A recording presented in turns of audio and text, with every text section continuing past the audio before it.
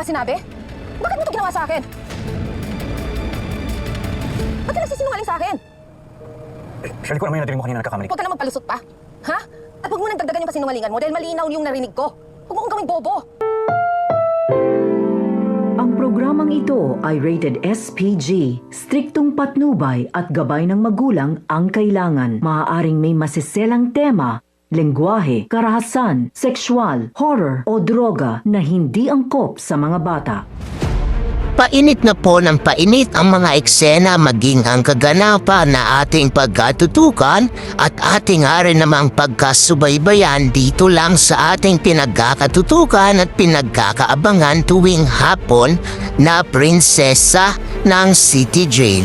Simula pa lang nga din naman kasi ito na ito nga rin naman kasing si Charlene ay nagpupumiglas nga rin naman. Dito nga rin naman kasi sa ginawa sa kanya nitong si Adrian na tila parang hayop na nga lang din namang ginapos itong si Charlene na dito nga rin naman ay hindi na inisip pa nitong si Adrian na masasaktan niya itong si Charlene sa kanyang ginawa.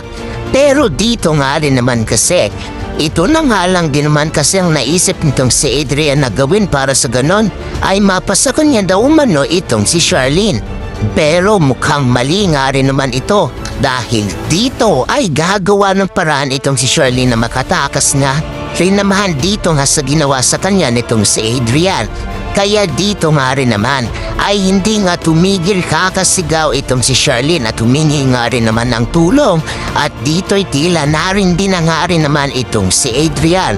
At dito sasabihin nga nito dito kay Charlene na wag na daw ito magpumilit pa na makatakas dahil wala daw manong makakatulong sa kanya. Pero dito ang sasabihin at sasagot nitong si Charlene kay Adrian na, "Pakawalan mo ako dito, Adrian.